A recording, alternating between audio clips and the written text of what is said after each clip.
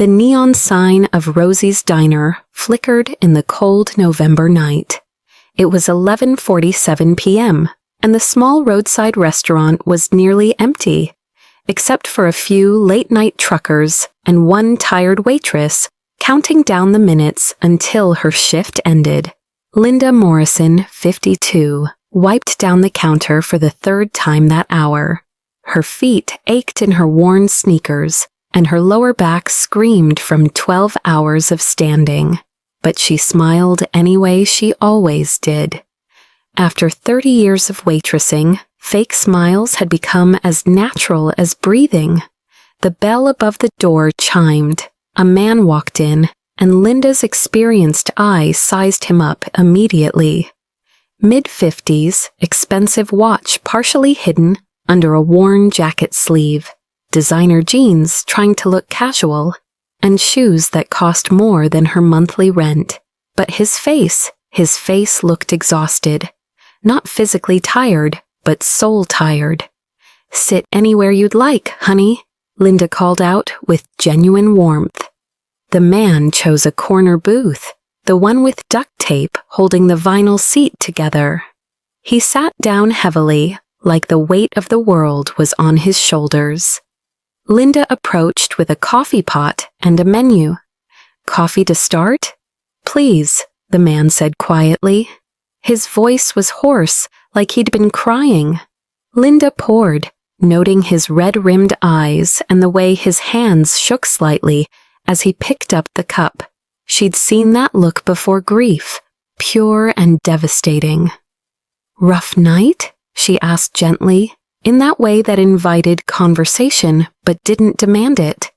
The man looked up at her, and for a moment she thought he might break down right there. "Rough year," he finally said. "I'm sorry, sweetheart. How about some comfort food? My recommendation is the meatloaf. It's not fancy, but it's made with love." The ghost of a smile crossed his face. "That sounds perfect. And maybe some apple pie after?" "You got it." Linda wrote it down. "By the way, I'm Linda. You holler if you need anything, okay?" "Thank you, Linda. I'm Michael." As Linda brought his food, she noticed Michael staring at a photo on his phone. A beautiful woman with bright eyes, laughing at something off camera. "She's beautiful," Linda said softly, setting down the plate. Michael quickly locked his phone, embarrassed. My wife was my wife. I lost her 3 months ago. Cancer." Linda's hand went to her heart. "Oh, honey, I'm so sorry." "Today would have been our 30th anniversary." His voice cracked. "I was supposed to take her to some fancy French restaurant in the city. 5-star place, $200 meals, the works. But she always said," he paused, tears forming. "She always said the best meal she ever had was at a little diner in Nevada on our honeymoon. Just a simple cheeseburger and fries. She said it tasted perfect because we were happy." Linda slid into the booth across from him without asking. It was against every restaurant rule, but some moments required human connection more than protocol. "So you're looking for that feeling again," Linda said. "That simple happiness." Michael nodded, unable to speak. "What was her name?" "Eleanor, Ellie." He smiled through his tears. "She was a teacher, 3rd grade. She loved those kids more than anything. She used to bring home stories about them every night. Even at the end, when she was so sick she could barely move, she made me promise I'd set up a scholarship fund for her students." "Did you?" "I tried, but everything I do feels empty, meaningless." He laughed bitterly. "I have more money than I could spend in 10 lifetimes, and I couldn't save her. What's the point of any of it?" Linda reached across and squeezed his hand. "The point is that she loved you and you loved her, and she gave you a mission: take care of her kids. Money didn't fail her, honey. Cancer is just cruel. But that money, That can be her legacy. They talked for over an hour. Michael ate slowly, and Linda checked on him between serving her few other customers. He told her about Ellie's laugh, how she sang off-key in the shower, how she made him dress up as book characters for her class on World Book Day. Linda shared her own story: 30 years at the diner, 3 kids raised on minimum wage and tips, a husband who left when the kids were young. But my babies all graduated high school, she said proudly. One's a nurse now, one's in the military, and my youngest is in community college studying to be a teacher. A teacher, Michael repeated. Ellie would have loved that. Linda refilled his coffee for the 4th time. You know what I think? I think your Ellie sent you here tonight. Maybe not to this specific diner, but to someplace real, someplace where people remember that kindness costs nothing and means everything. Michael looked around the worn diner at the cracked vinyl, the flickering lights, the faded photos on the walls of happy customers from decades past. It's perfect, he whispered. She would have loved this place. At 1:15 a.m., Michael finally stood up to leave. He put on his jacket and walked toward the door, then stopped. Linda, thank you. You have no idea what tonight meant to me. Anytime, sweetheart. You take care of yourself. Michael walked out into the parking lot, and Linda started clearing his table. She picked up the check, $23.50 for the meal. Then she froze. The check was still there, unpaid. Oh no, she muttered, rushing to the window. Michael's car, a modest sedan, nothing flashy, was pulling out of the parking lot. The night cook, Tommy, came out from the kitchen. He skip out on the bill? I guess so.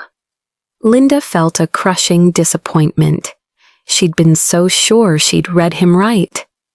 It's okay, Tommy, I'll cover it. Linda, that's the 3rd time this month you've covered for someone. You can't keep doing that. It's fine. He needed someone to talk to, more than we need $23. But as Linda watched the security camera footage the next morning with her manager, she saw something that made her gasp. The timestamp read 1:17 a.m. Michael's car was parked under the one working light in the parking lot. He sat in the driver's seat for a moment, and then something extraordinary happened. He pulled out his phone and made a call. The camera, which had audio recording capability, captured every word through his open window. David, it's Michael Brennan. Yes, I know it's late. I need you to do something for me, first thing tomorrow morning. I'm at a diner called Rosie's Diner on Route 40. I need you to buy it. The whole property, I don't care what it costs. Whatever the owner wants, pay double. No, I don't want to develop it. I want to keep it exactly as it is. And David, find out everything you can about a waitress named Linda Morrison. I want to set up a trust fund for her, something substantial, because tonight she saved my life and she doesn't even know it. Linda's hand flew to her mouth as she watched the footage. Her manager, Mr. Peterson, stared at the screen in disbelief. On the video, Michael made another call. Jennifer, it's Dad. Yes, I know you're worried. I'm okay. I'm better than I've been in months. I had dinner at a little diner, and I talked to a waitress who reminded me why Ellie wanted that scholarship fund. I want you to take over the project. Set up the Eleanor Brennan Memorial Foundation. Full scholarships for underprivileged kids who want to become teachers. Start with 50 scholarships. No, make it 100. And Jennifer, I want the foundation to give grants to people who show extraordinary kindness. People like the waitress I met tonight. She's been covering checks for people who can't pay on a waitress salary. That's the kind of goodness your mother believed in. But the camera caught one more thing. Before Michael drove away, he got out of his car, walked back to the diner, and slipped something under the front door. Then he disappeared into the night. Linda, still watching the footage, ran to the front door. Wedged under it was an envelope. With shaking hands, she opened it. Inside was a check for $50,000 and a handwritten note. "Dear Linda, I apologize for leaving without paying. The truth is, I couldn't risk you refusing what I'm about to do. My name is Michael Brennan. You might know the name Brennan Industries. I'm the CEO, though tonight I was just a broken man who needed to remember how to be human. You gave me something priceless, hope. You reminded me that there are still people in this world who lead with kindness, who see pain in a stranger's eyes and sit down to ease it. The check is for you, personally. It's not charity, it's gratitude. Use it however you need. Pay off debts, help your kids, take a vacation, or don't cash it at all. The choice is yours. But there's more. By the time you read this, I will have purchased Rosie's Diner. Not to change it, but to preserve it. Your job is secure for life with a significant raise. I'm also setting up a fund to cover any customer who genuinely can't pay for their meal. You'll never have to pay out of your own pocket again. My wife Eleanor was a teacher. She believed that small acts of kindness could change the world. Tonight, you proved her right. You changed mine. The meatloaf was perfect, but the conversation was everything. Thank you for seeing me, not Michael Brennan the billionaire, just Michael, a grieving husband looking for a reason to keep going. You gave me that reason. With eternal gratitude, Michael P.S. Your youngest daughter, the one studying to be a teacher? The Eleanor Brennan Memorial Foundation will cover the rest of her education. Ellie would have wanted that. Linda collapsed into a chair, sobbing. 30 years of struggling, of choosing between paying her electric bill or buying her kids new shoes, of covering checks for strangers, even when her own account was overdrawn. 30 years of believing that kindness mattered even when the world seemed determined to prove otherwise. And in one night, everything changed. The diner was packed for the press conference. News crews from every major network were crammed into the parking lot. Michael Brennan stood at a podium set up outside Rosie's Diner, with Linda beside him, looking uncomfortable in the spotlight. 3 weeks ago, I came to this diner planning to end my life, Michael said, his voice steady but emotional. The crowd gasped. I'd lost my wife. I'd lost my purpose. I had driven around for hours, trying to find the courage to give up. Linda reached over and squeezed his hand. But then I met Linda Morrison, a waitress who has spent 30 years serving others, often at great personal cost. She sat with a stranger. She listened. She showed me that even in the darkest moments, human connection matters.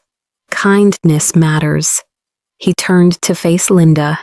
Because of you, I'm here. Because of you, I remembered why Ellie wanted me to keep going. So today, I'm announcing the Eleanor Brennan Memorial Foundation with an initial endowment of $100 million. The crowd erupted, but Michael wasn't finished. The foundation will provide full scholarships for students who want to become teachers. It will also award annual grants to individuals who demonstrate extraordinary kindness in their communities. People like Linda, who's been quietly covering meals for those who can't pay while struggling herself. Michael smiled at Linda, whose tears were flowing freely now. Linda Morrison is the first recipient of the Eleanor Brennan Kindness Award, which comes with $1 million, no strings attached. Linda nearly collapsed. Her 3 children, standing in the crowd, rushed forward to support their mother. But there's one more thing, Michael continued. Every employee at Rosie's Diner is receiving a significant raise and full benefits, including health insurance and retirement plans.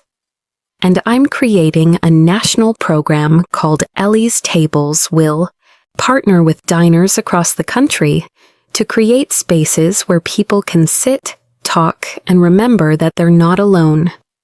Later, a reporter pulled Linda aside.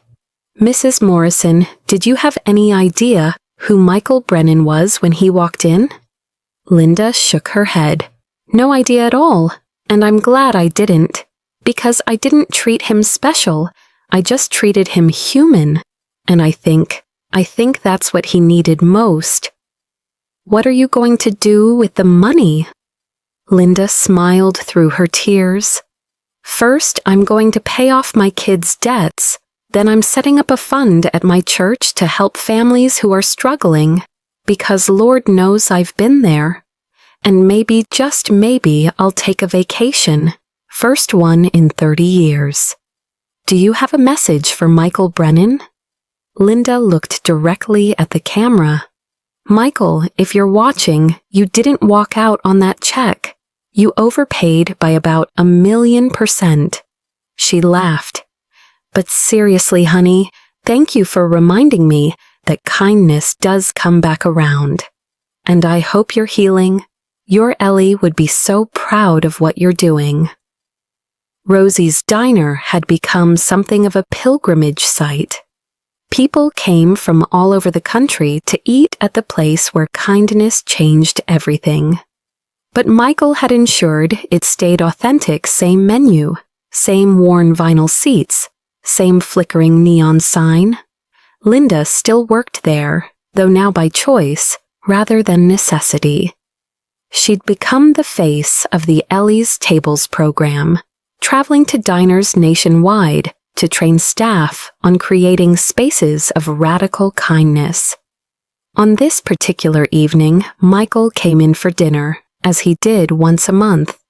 It had become a tradition. They'd sit in the same booth, eat meatloaf, and talk about Ellie, about life, about the scholarship recipients, and how they were changing the world. "You know," Linda said, pouring his coffee, "I've thought a lot about that night, about why you came here." "Fate?" Michael suggested. "Maybe, or maybe Ellie really did send you, but I think it's simpler than that." Linda smiled. "I think you came here because some part of you was still fighting to live. And sometimes all we need is one person to see us, really see us, to remind us that we matter." Michael nodded, his eyes wet. "She used to say that everyone is fighting a battle we know nothing about. She said the least we can do is be kind." "Smart woman." "The smartest." He raised his coffee cup. "To Ellie, and to you, Linda, for carrying on her legacy." Linda clinked her cup against his. "To kindness, may it never go out of style." The camera pulls back from the diner, showing the parking lot where everything changed. The security camera is still there, silently recording every arrival and departure. On the wall inside, there's now a plaque. "In memory of Eleanor Brennan, who believed that kindness could change the world. And in honor of Linda Morrison, who proved she was right. May everyone who enters here remember, you are seen, you matter, and him. Your kindness ripples further than you'll ever know." The neon sign flickers one last time. Rosie's Diner, home of kindness. This story is dedicated to every person working in service industries, the waitresses, the cashiers, the delivery drivers. Your kindness matters. Your compassion changes lives, and you never know who's walking through your door, carrying burdens you can't see. Be kind, always. Security footage timestamp present day. A young man walks into the diner, clearly distressed. He sits in the same booth Michael once occupied. Linda, now training a new waitress, leans over and whispers, "That one needs kindness. Go sit with him." The new waitress looks confused. "But we're not supposed to," Linda smiles. Honey, sometimes breaking the rules is exactly what the rules should be. Trust me. The young waitress approaches the man. Coffee to start? And the cycle of kindness begins again.